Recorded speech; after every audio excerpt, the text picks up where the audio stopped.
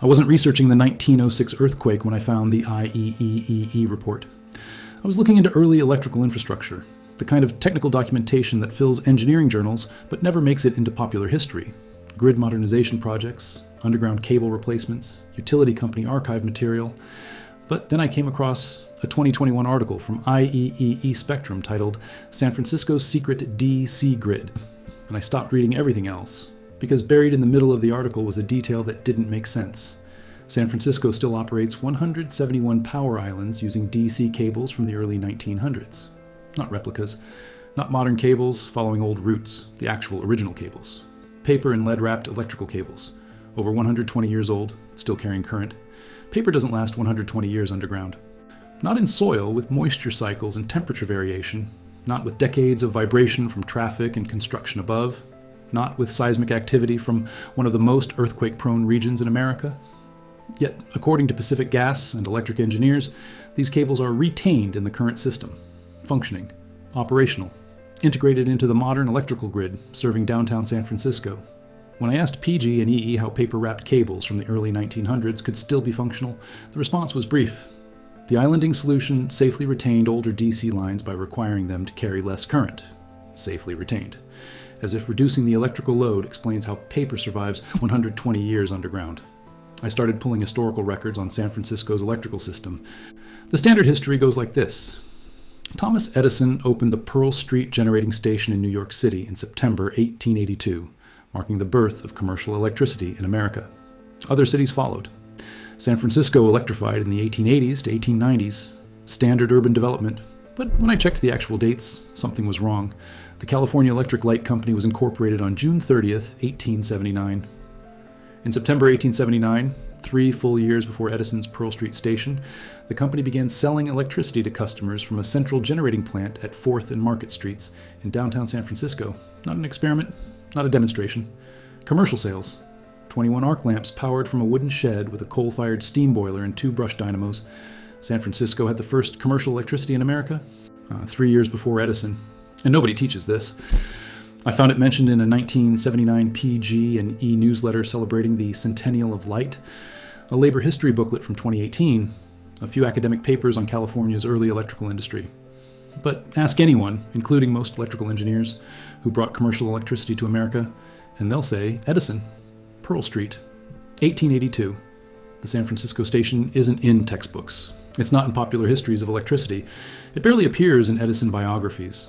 For something that should be a landmark achievement, the literal birth of America's electrical grid, it's remarkably absent from the historical narrative. Why? The original California Electric Light Company plant at 4th and Market burned down on April 24th, 1880. Fire destroyed the wooden shed, the coal pile, the steam equipment. The company rebuilt immediately at 117 O'Farrell Street. Operations continued. By 1888, they'd constructed a second generating station to meet growing demand. The electrical grid expanded through downtown San Francisco. Underground cables spread beneath the streets. Overhead wires connected buildings. And then came April 18th, 1906.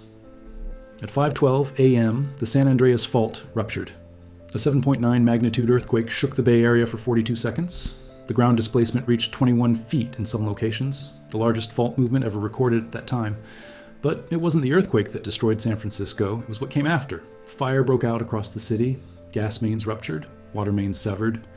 The underground infrastructure, pipes, cables, and conduits, fractured and twisted as the ground liquefied beneath buildings constructed on filled wetlands. Firefighters rushed to hydrants. No water. The entire city's water distribution system had failed.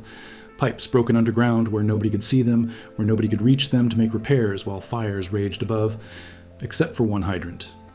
At the corner of Church Street and 20th Street in the Mission District, a single hydrant maintained water pressure. Just one.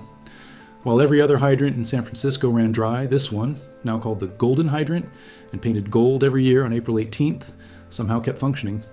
Ask yourself, how does one hydrant maintain pressure when the entire city's underground water system has collapsed? I found a map created after the earthquake by Herman Schussler, chief engineer of the Spring Valley Water Company. The map shows the locations of broken water mains throughout the city, concentrated damage south of Market Street, heavy damage in the Northeast Mission. Precisely the areas built on filled land, former tidal marshes covered with sand and mud during the gold rush. The earthquake didn't just break pipes, it exposed what San Francisco was built on. Mission Creek had once run through the area where the heaviest liquefaction occurred. Hayes Valley Creek drained into Mission Bay.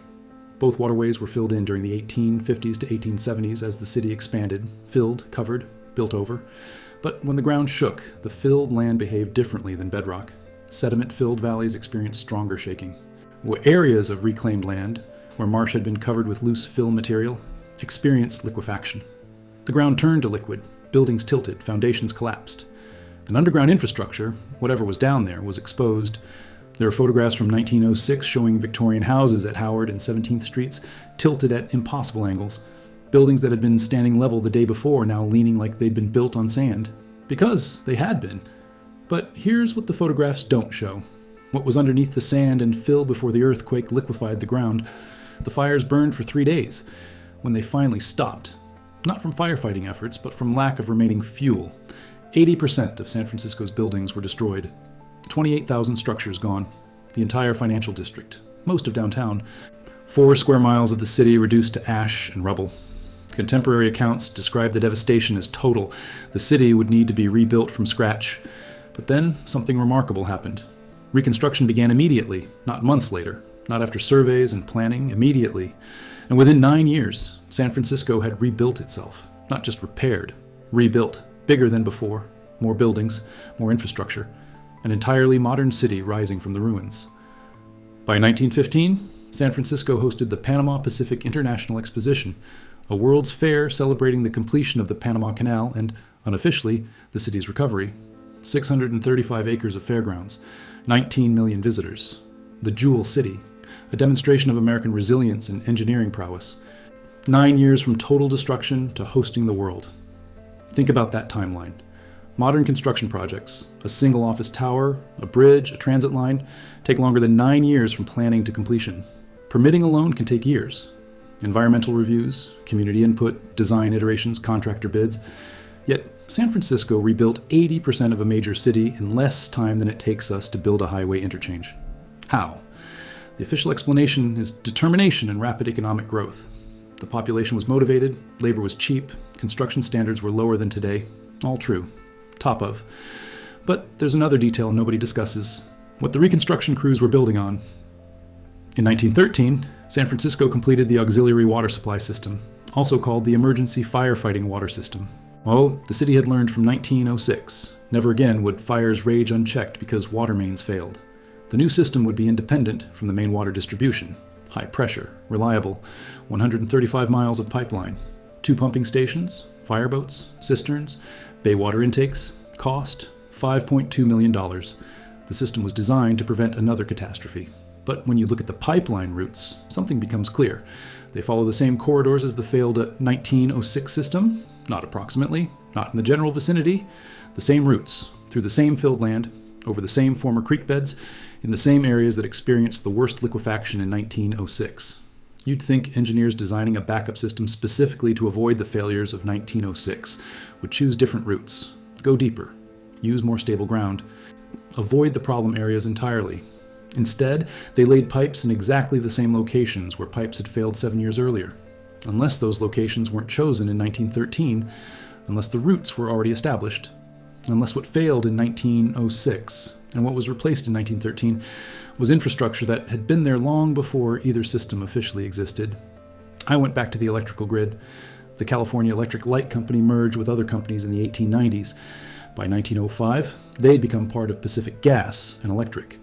PG&E survived the 1906 earthquake with significant damage, but enough intact facilities to continue operations.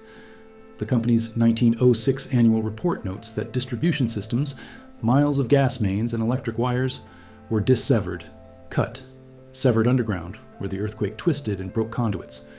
But the report also mentions something else. Only 2 gas and 2 electric plants, all located far from the city, survived the destruction. 2 electric plants, far from the city. Yet electricity was restored to San Francisco within weeks of the earthquake, not years. How do you restore electrical service to a city of 400,000 people when your generating plants are far from the city and your underground distribution network is dissevered? You reconnect to infrastructure that survived. But what infrastructure? The official timeline says the electrical grid was new, built in the 1880s to 1890s. Modern distribution systems laid as the city expanded. 20 years old at most. Yet when I look at those retained DC cables, the 120-year-old paper-wrapped lines still operating today, the dates don't match. Those cables would have been laid in the early 1900s, after the earthquake, during the reconstruction. So the timeline becomes 1906 earthquake destroys the electrical system. 1906 to 1915, reconstruction lays new cables. 1915 to present, those cables continue operating for 109 plus years, paper-wrapped cables, underground, in seismically active soil, for over a century, unless the cables weren't laid during reconstruction, unless reconstruction was reconnecting to something that survived the earthquake, unless what we call new infrastructure in 1906 to 1915 was actually repair and connection to a grid that predated the destruction. There's a detail about the golden hydrant I haven't mentioned yet. The hydrant that kept working when all others failed sits at Church and 20th, in the Mission District, right in the middle of where Mission Creek used to run before it was filled in. Mission Creek was covered in the 1860s to 1870s, filled with debris, rubble, whatever the city could dump into the waterway to create buildable land. Standard practice for the time. But here's what doesn't make sense. If the land is filled, loose, unconsolidated material dumped into a creek bed, it should have been among the worst areas for liquefaction in 1906. And it was. The map of broken water mains shows heavy damage throughout the mission. Pipes failed everywhere. Except at Church and 20th, one hydrant, connected to something that didn't fail. When I asked PG&E if there were any surviving engineering documents explaining why that specific hydrant maintained pressure, the response was, historical records from the period are incomplete due to the 1906 fire. The fire destroyed the records. Convenient. But the hydrant is still there, still connected to something, still painted gold every year to commemorate the mystery nobody can explain. In 2014, San Francisco's Comptroller's Office released a report on underground utility infrastructure. 470 miles of overhead power lines remain in the city. The goal is to move them underground, safer, more reliable, better aesthetics. At current funding levels, the report noted, it would take 600 years to complete the undergrounding program. 600 years. Not because the work is technically difficult. Underground cables exist throughout the city already. The technology is proven. Other cities have done it faster. But somehow, in San Francisco, undergrounding utilities is prohibitively expensive and slow. The report cites soil conditions as a factor, seismic considerations, the complexity of working around existing underground infrastructure. Existing underground infrastructure. That phrase appears throughout the report. Engineers have to work around what's already down there. Can't damage existing conduits. Must coordinate with systems that are already in place. But when I looked for documentation of what that existing infrastructure actually is, complete maps showing every pipe, cable, and conduit, the information was fragmented. PG&E has maps of their own systems. The water department has separate maps. BART has transit tunnel maps. Phone companies have telecommunication conduit maps. But nobody has a comprehensive map showing everything underground. Or if they do, it's not public. When I asked the city's Public Works Department if complete underground infrastructure maps exist, the response was, utility mapping is maintained by individual service providers. Comprehensive coordination maps are developed on a project-by-project basis. Project by project. Meaning nobody actually knows what's down there until they start digging. And when they do dig, what do they find? A 2018 report commissioned by the Board of Supervisors to analyze undergrounding opportunities mentions unexpected existing conduits as a recurring challenge. Unexpected. Existing. Every major underground project in San Francisco encounters infrastructure that wasn't on the maps. Conduits that don't match city records. Systems that predate available documentation. The response is always the same. Work around it. Update the local maps. Move on.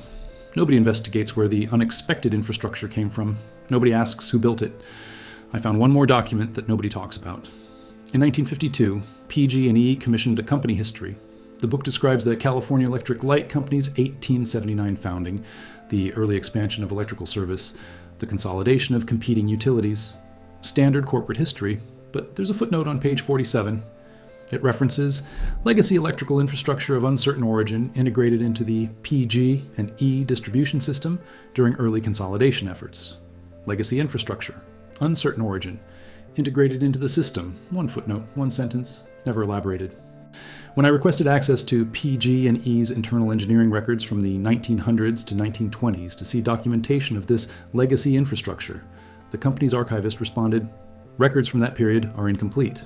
The 1906 earthquake and fire destroyed significant portions of our historical documentation. The earthquake destroyed the records again. Every time there's a question about underground infrastructure in San Francisco, the answer is the same. Records lost in 1906.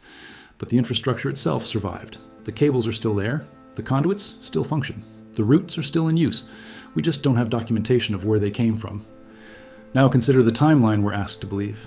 In 1879, San Francisco becomes the first city in America with commercial electricity. 3 years before Edison.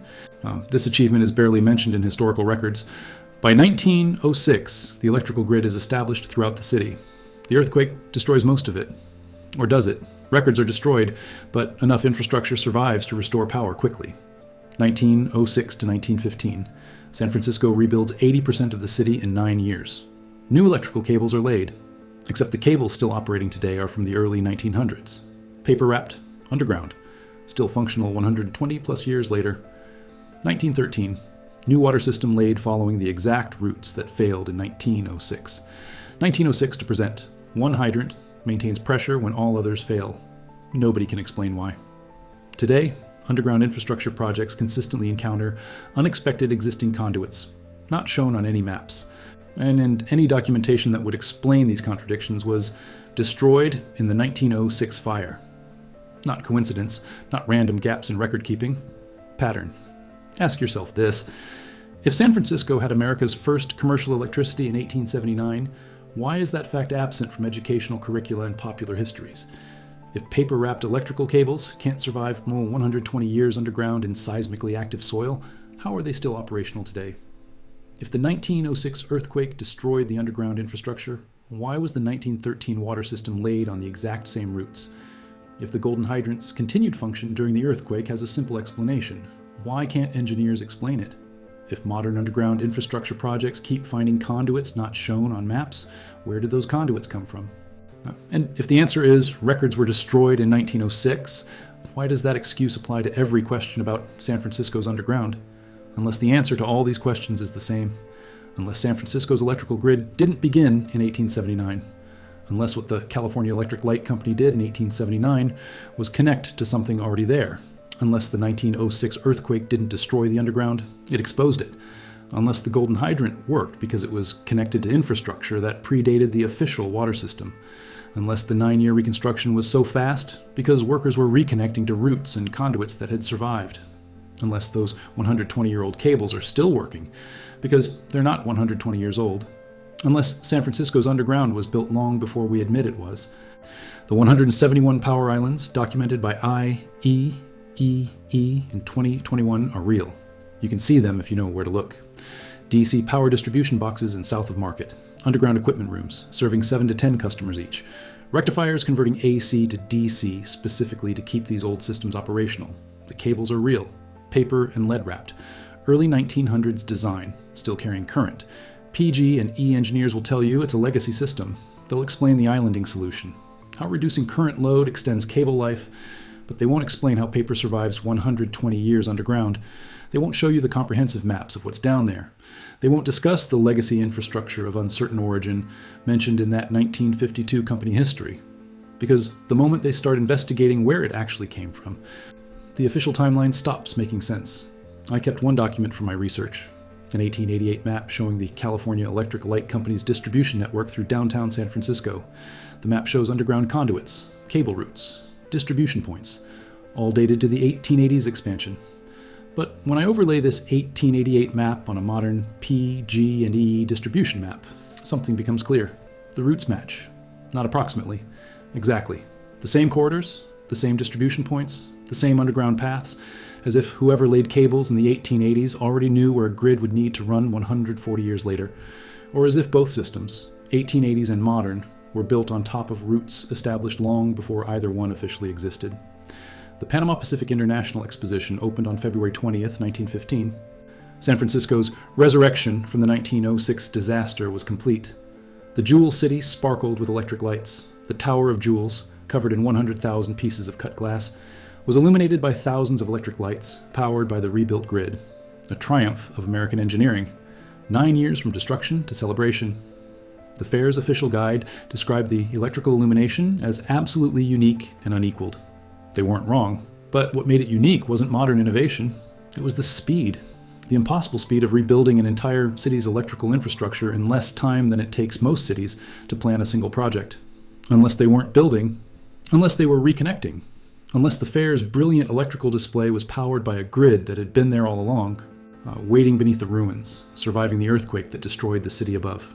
Today, when PG&E workers dig up streets in San Francisco, they know to expect surprises: conduits that aren't on maps, cables that predate available records, distribution systems that nobody documented. They work around it, note the discoveries in project logs, update the local maps, and they never ask the obvious question. If this infrastructure wasn't built when we think it was, when was it actually built? Because that question leads to other questions. Who built it? What technology did they have that we don't acknowledge? And if a city's entire underground electrical grid predates the official history of electricity itself, what else have we inherited without admitting it? The golden hydrant still works. Every year, on April 18th, San Franciscans gather at Church and 20th Street to paint it gold, a commemoration of the mystery, the one hydrant that kept working when everything else failed. Nobody can explain why. Engineers have theories: soil conditions, elevation, the specific route of the pipe connecting to that hydrant. But theories aren't explanations. And the real explanation, the one that makes every engineer uncomfortable, is simpler. The hydrant worked because it was connected to infrastructure that didn't fail. Infrastructure built to withstand earthquakes. Infrastructure that predates the official timeline. Infrastructure we've inherited, maintained, expanded, and relied on for over a century. Without ever admitting we didn't build it. San Francisco sits on top of itself. Filled creeks become building foundations. Marshland becomes downtown districts. And beneath it all, an electrical grid we claim started in 1879, but contains cables we can't date and routes we can't explain. The 1906 earthquake didn't destroy this grid. It exposed it, briefly, violently, before fire consumed the evidence and reconstruction covered the truth with new buildings and a story of American resilience. But the evidence persists, in 120-year-old cables still carrying current, in the golden hydrant that shouldn't work but does, in infrastructure projects that consistently find conduits of uncertain origin, in the fact that nobody, not PG&E, not the city, not the engineers who maintain these systems, can show you a complete map of what's actually underground. Because the moment you map it all, the moment you trace every cable and conduit back to its source, the official timeline collapses, and you're left with a simple, unavoidable truth. San Francisco didn't build its electrical grid. San Francisco inherited it from someone who knew how to build infrastructure that would survive earthquakes, last for centuries, and power a modern city using technology we still can't fully replicate. Someone we've agreed not to remember, something that works too well to be forgotten, even as we pretend it was never there at all.